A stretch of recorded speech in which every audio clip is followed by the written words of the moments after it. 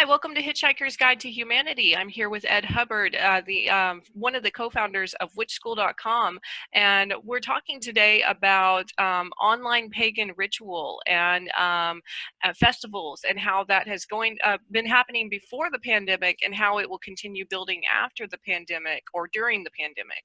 And my first question to you was one that you kind of left me with in our last segment, which was, it reminds me of the way that I interpret magic and spells in general, is that it's basically a not very well understood science, but it's still a science, and there can be eventually evidence that supports these ideas of energy transfer and thought manifestation.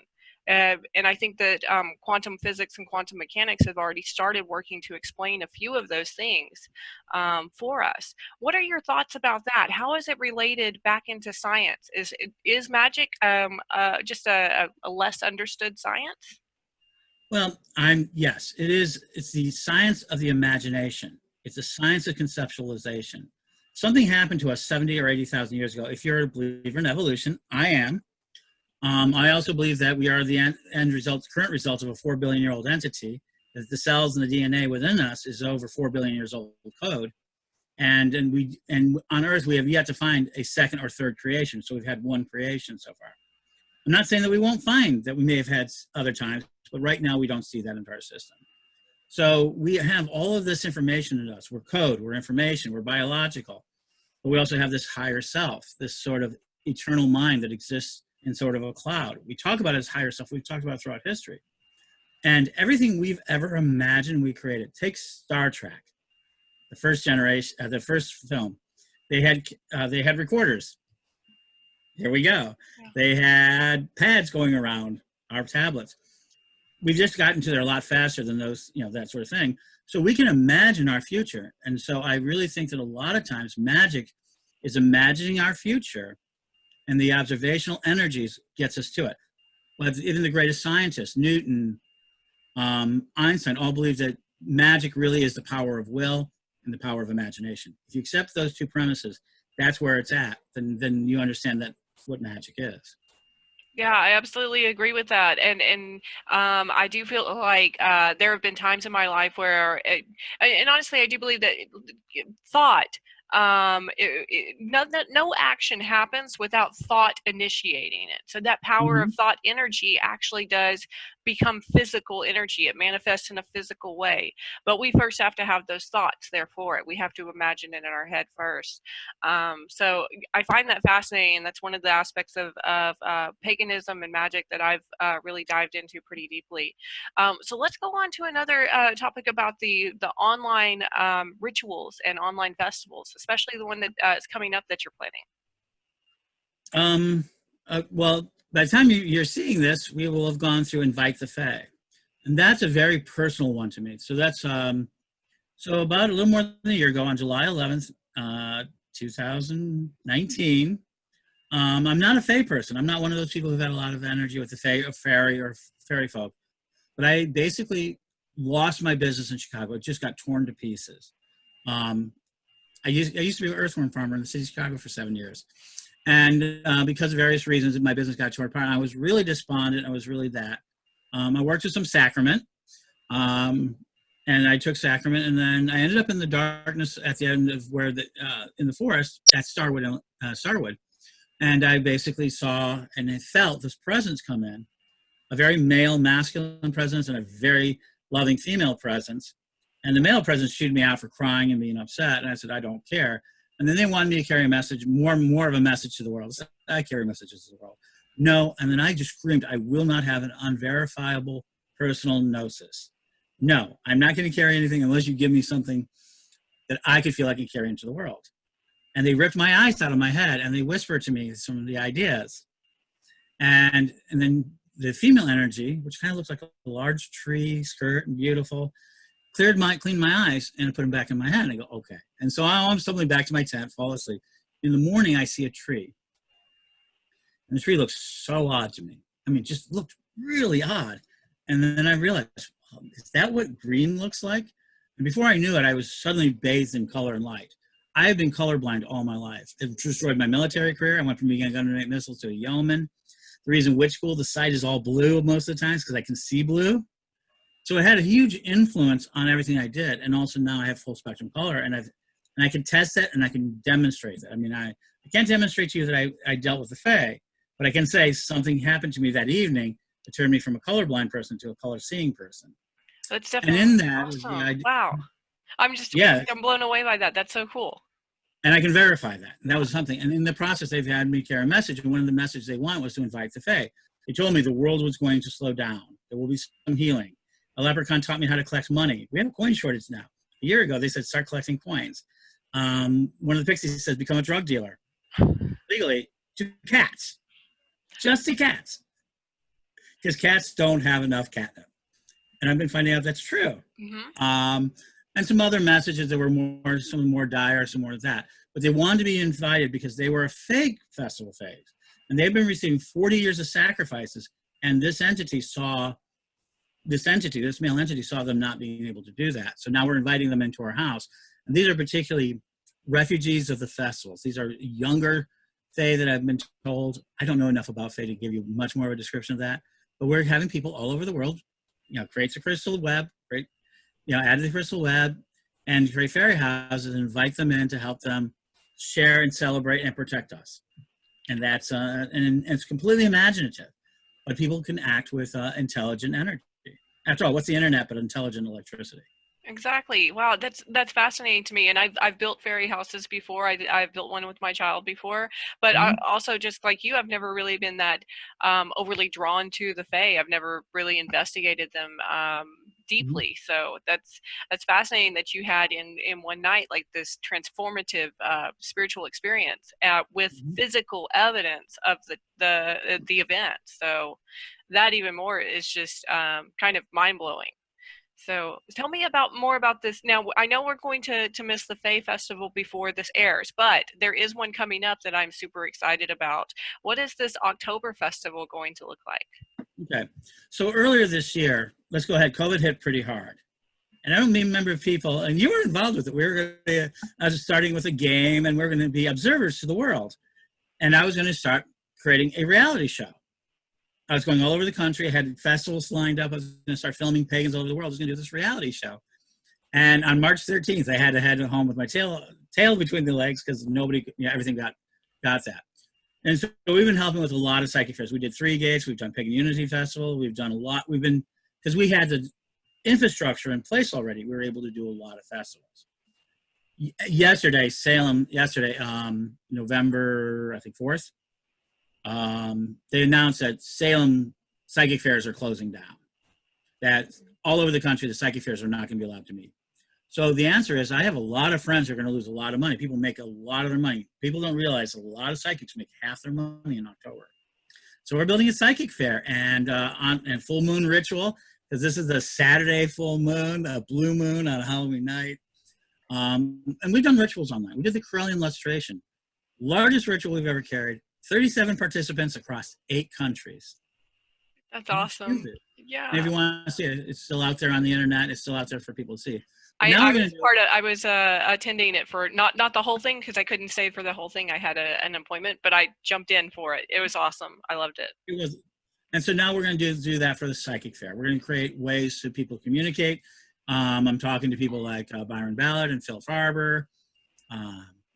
Hopefully, with some others I'm talking to, like Bor the Witch out of Salem, to kind of help us do broadcasting, because what we're doing is doing a lot more broadcasting and allowing the psychics and vendors to be able to act. And so they'll be able to do readings. They'll be able to do more of that sort of energy. Oh, that's going to be awesome. I'm really excited to hear about this. And, with your game show, that's actually what... And so that's a big thing. HalloweenPsychicFair.com is what it is. So you can sign a psychic. And we're going to use a lot of the social media. It's going to be very interesting to see us transform that. So that's actually really fascinating, because you mentioned the game that we had started playing earlier this year, and that's actually what led into the creation of Hitchhiker's Guide to Humanity.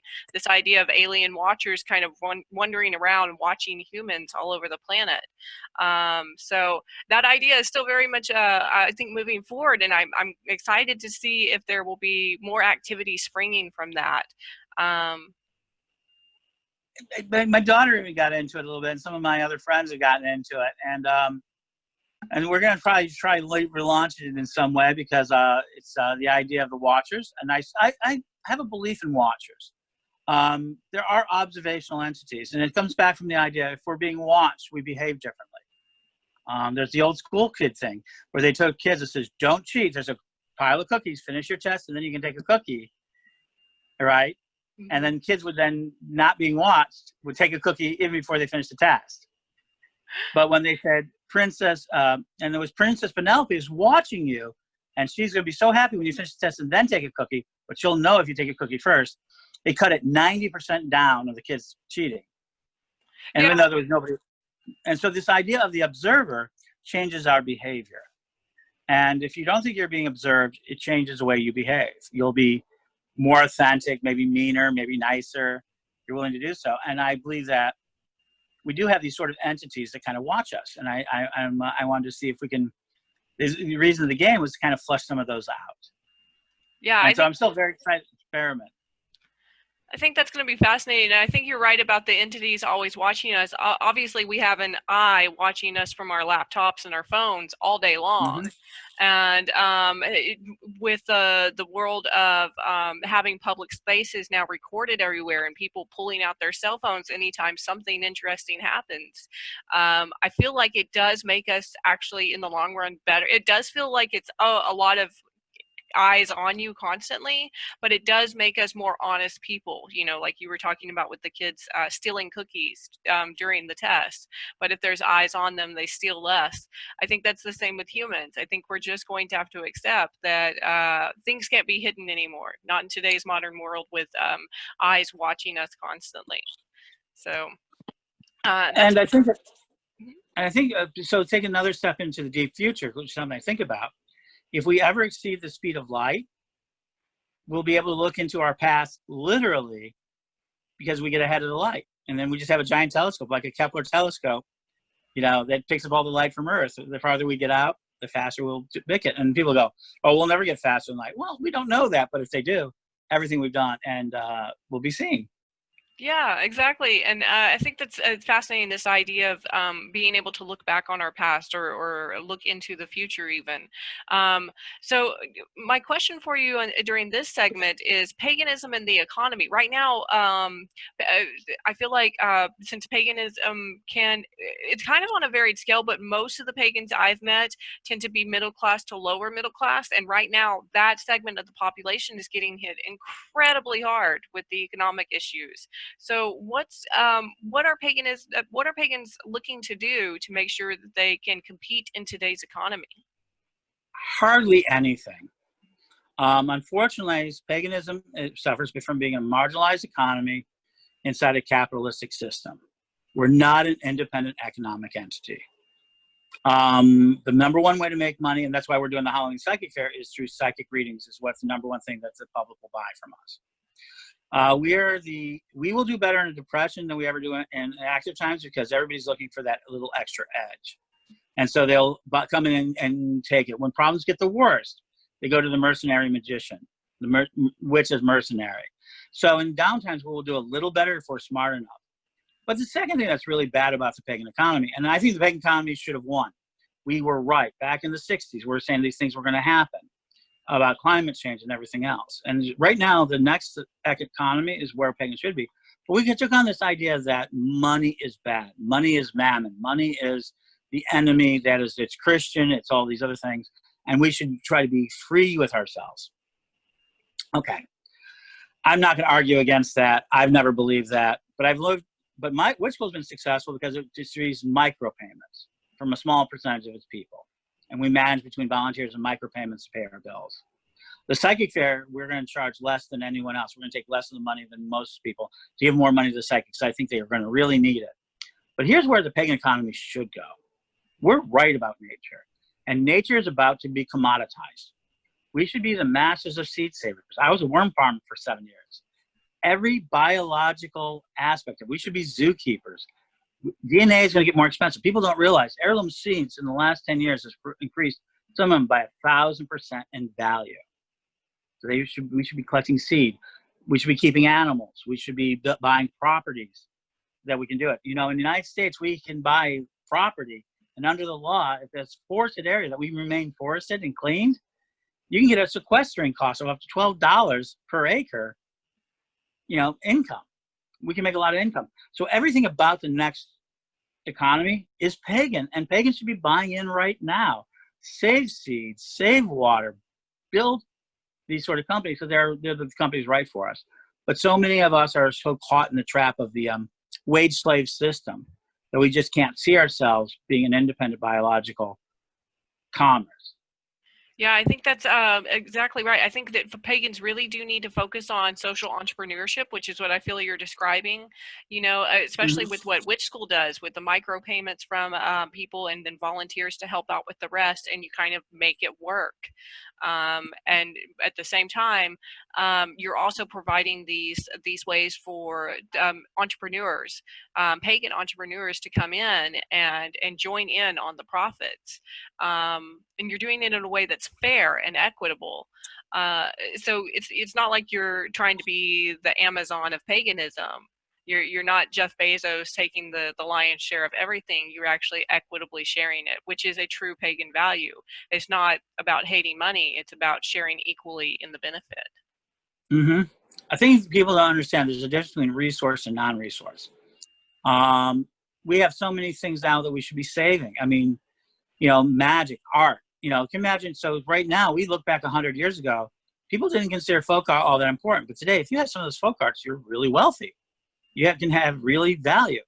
So, and as reincarnational entities and family believers, we should be really building towards family or generational wealth. The biggest thing pagans don't do is they live in the moment and they don't understand what generational wealth is. So if I could change anything in my lifetime, I'm hoping to change that aspect of generational wealth. Yeah, it's not just enough for us to get ourselves out of poverty. We also have to make sure it's easier for those coming next.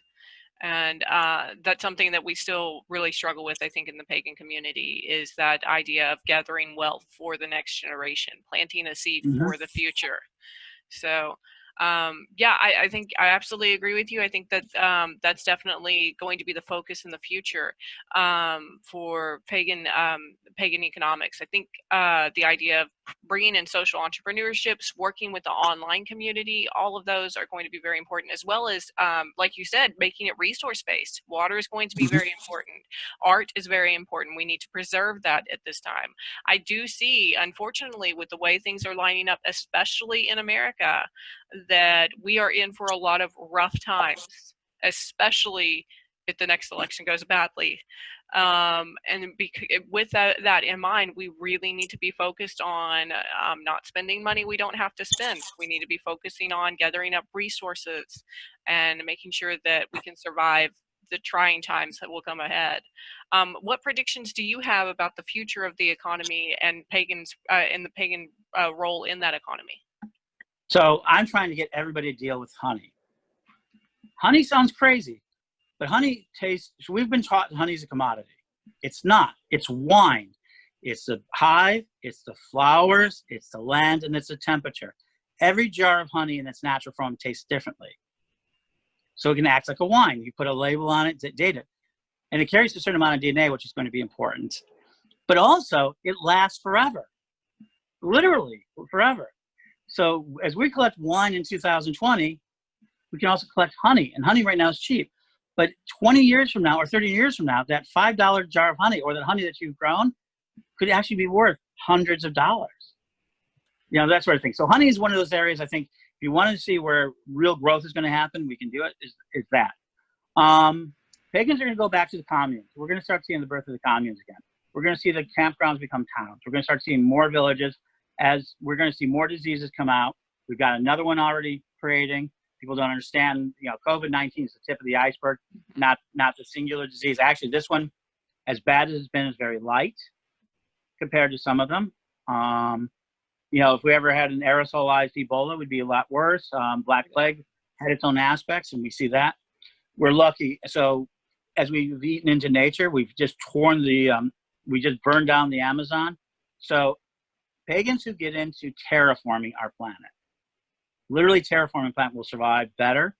And those who don't, or anybody who doesn't, will find themselves pretty much caught into some really ugly examples. Now, the big thing is, I think that we're going to have a quick, fast depression. Then we're going to see another big growth. It's called the death rattles. And we'll probably see another 10 years of prosperity, but at a terrific cost. And we got to utilize that period of time to the best of our ability. And your predictions are all kind of lining up with what a lot of the scientists that I listen to about global climate change, especially with the honeybee situation, because honeybees are dying in droves around the planet. It's a huge concern. And this is something that, you know, 10 years ago, 15, 20 years ago, we had heard like, oh, there's problems with the bees. We should pay attention to that. But no one ever really did. And now it's becoming a bigger issue, and it's going to start affecting the ability for us to pollinate plants and to make sure things grow. So making sure that honey and bees last into another generation is I think, a huge undertaking that should be priority number one. Bees are vital to this planet. We will not be able to survive without bees. They're just a necessary species for survival. And surprisingly, earthworms are in the same crisis. There's a worldwide shortage with it. And I used to sell worms at $35 a pound live. Imagine selling a product, an insect, for more than Wagyu beef for lobster. The only reason I'm not still in that business is because of politics. But I took basically $60 worth of worms and turned it into a $100,000 a year business. Yeah, that's you know, we really need to be focusing in on those insects that are helping to make sure our plants grow for us, because that's what earthworms do. They loosen the soil, they add back in fertilizer that our plants need to grow, and we need to start realizing that our planet is much more based on a cycle of the nitrogen cycle and the growing seasons, and we need to be focused on these issues to make sure that our planet actually survives another generation. That is becoming a huge issue, and if we're seeing this, you know, being echoed in spirituality and in science, we need to pay attention to it. Now, my goal is to take eco-paganism and turn it into a culture and a civilization and into an economy. And I think I leave that to the rest of it. I leave to the spiritualists and the teachers, but that's where my focus is. Yeah, and that's kind of where my focus has been the past several years, is working on growing real businesses that help real people, which is something we do through my other company, Scoff Transcription. And I think that's super important, is to make sure that we understand that we don't have to live in the society we were born into. We can literally create our own new society, and America is the country to do it, because there you do have that kind of freedom in the frontier aspects of getting to like design your own town. And so I'm looking forward to seeing more intentional communities that are started by pagans, specifically by pagans, not like by hipsters from Oregon. So unless they're pagan too, but you know, just regular kind of down to earth people that don't have a lot of money, but come together with all the resources they have and make something great. Yeah. I agree. Yeah. All right. But I don't accept one concept, is that there's not a lack of money. I talked about earthworms taking it from nothing. The beehives can do it. But also, one of the big things is cyberspace gives us real access to tremendous resources. So, you know, don't think of yourself as not having money. If you don't really have money, that's terrific. I believe in go to Craigslist, get something for free, go to clean it up, send it to Facebook Live or Marketplace and sell it. I mean, we've never been in a society where we can sell more of our ideas better. Yeah, that's what I've learned over the past few years, building the businesses that I've built, is that no matter where I go, I will always be able to make money. because I've just learned how to do that now. I'm not struggling to pay my bills anymore because I have, and that's even during a pandemic, I'm still not struggling to pay my bills. I may have to be a little tighter than usual on what I spend, but I'm not worried about whether I can pay rent. And part of that's living in Europe. I know I have the security here, but I haven't had to tap into any of those safety nets. And I think that has a lot to do with my attitude change towards money over the past 5 or 6 years or so. Yeah. So yeah, I definitely agree with you on that. Well, thank you so much, Ed, for joining us on this segment. In our next segment, we'll be talking about the crystal web, and I'm really interested to dive into this because while I've kind of been on the surface level of knowledge with the crystal web, I don't know much about it in detail. So thanks for coming by today, Ed. Thank you.